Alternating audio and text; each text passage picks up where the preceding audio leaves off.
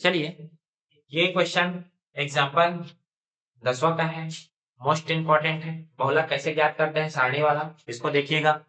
देखिए क्वेश्चन में क्या बोला गया है, एक उच्चतर माध्यमिक शाला के छोटे बड़े बच्चों के वजन के आंकड़े नीचे दिए गए हैं, इसका बहुलक पता करना है।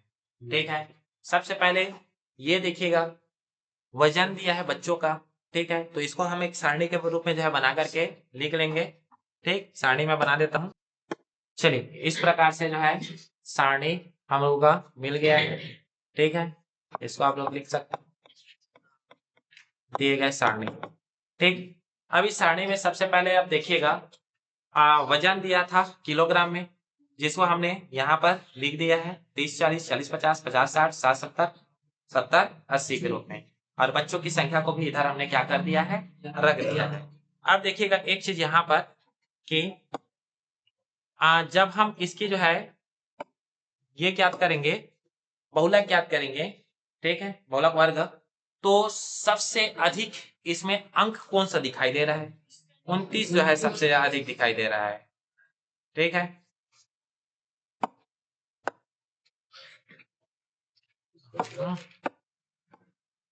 चलिए ये इस प्रकार से जो है ये 29 जो है क्या है, सबसे अधिक है।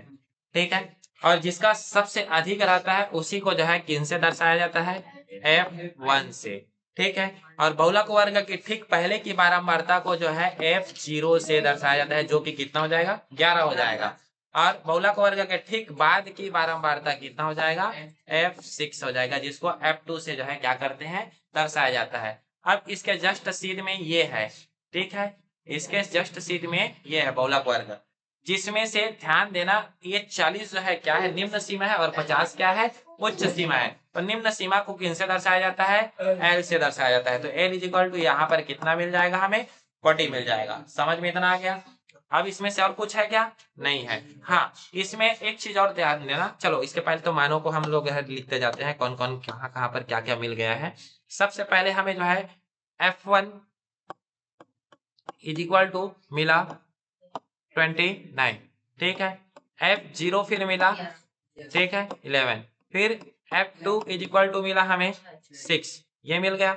और साथ ही साथ में बहुलक वर्ग की जो है निम्न सीमा L इज इक्वल टू कितना मिल गया, 40 मिल गया। अब उसके बाद में H वर्ग अंतराल, दोनों में से जो है वर्ग अंतराल मतलब 40 और 50 के बीच में कितने के अंतर है, 10 का अंतर है। ये सभी मान जो है यहाँ पर हमने क्या कर दिया, रख दिया। अब रखने के बाद में हमें जो है बहुलक का जो है क्या होना चाहिए, सूत्र पता होना चाहिए। अभी सूत्र को जो है मैं यहाँ से हल करूंगा। ठीक, चलिए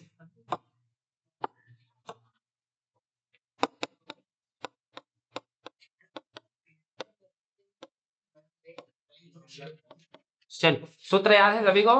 चलिए सबसे पहले होता है L प्लस ब्रैकेट, उसके बाद क्या होता है F1 minus F0 upon 2 F1 minus F0 minus F2 bracket close गुणित क्या होता है H। ये इनकी क्या है, सूत्र है। इसको एकदम कंठस्थ याद कर लेना। ठीक है, फिर यहाँ पर हमें L की वैल्यू मिल चुका है, तो L बराबर यहाँ 40 हमने निकाला था, 40 यहाँ पर डाल देंगे, प्लस है प्लस डाल देंगे, ब्रैकेट है ब्रैकेट डाल देंगे। F1 की वैल्यू कितना है, 29 माइनस, और F0 की वैल्यू कितना है, 11 है। तो यहाँ पर मैं क्या कर दूंगा, 11 को रख दूंगा, 2 है 2 डाल दूंगा। F1 की वैल्यू हमने देखा था 29 आया था, और H0 की वैल्यू आया था 11, और F2 की वैल्यू हमने यहाँ पर 6 निकाला था, तो यहाँ पर डाल देंगे 6, और H की वैल्यू हमने वर्ग अंतराल में निकाले थे 10। इतना सबका समझ में आ गया होगा। ठीक है, अब इसको हल कैसे करेंगे, अच्छा से ध्यान देना। 40 हो गया, 29 में यदि मैं 11 अगर घटा दूंगा तो कितना आ रहा है, कितना, 18 आया। ठीक, ये अपान, और 29 दूनी अगर मैं करता हूं तो कितना आ रहा है, हाँ, -11 और -6 कितना होता है, माइनस 17 हो जाएगा। ठीक है, 11 और 6 17, और दोनों माइनस था इसीलिए हमने यहाँ पर क्या कर दिया, माइनस कर दिया। ठीक, 10 को अभी भी जो है जैसा है वैसा ही क्या करेंगे, लिख देंगे। 40 है, 40 को लिख लेंगे। 18 जैसा था वैसा लिख लेंगे। 58 में यदि मैं अगर 17 घटाता हूं तो ये कितना हो जाएगा, 41 होगा ना। ठीक, अब उसके बाद अभी भी गुणित कितना है, 10 है। अब ये गुणा 10 जो है वो अंश के साथ में गुणा होगा। ठीक, तो ये 40 प्लस 18 दहम 180, यहाँ पर अपॉन में कितना है, 41 है। अब ये एक भिन्न संख्या हो गया, और भिन्न संख्या किसी संख्या के बीच में जो है क्या होता है, प्लस माइनस होता है, तो वहां पर क्या होता है, तिर्यक गुणा होता है। 41 को यदि मैं 40 के साथ में अगर गुणा करता हूं तो सुनम 4 एकम 4 और 4 चौके कितना हो जाएगा, 16 हो जाएगा।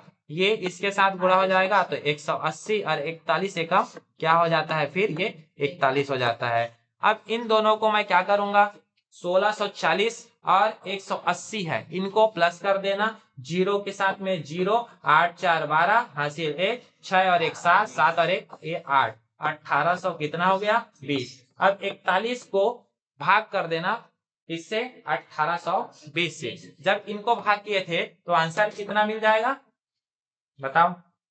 42.8। अगर देखो पॉइंट के बाद में एक अंक है तो वहां पर आप क्या कर सकते हो, जीरो डाल सकते हो। यही इसका जो है क्या मिल जाएगा, आंसर मिल जाएगा।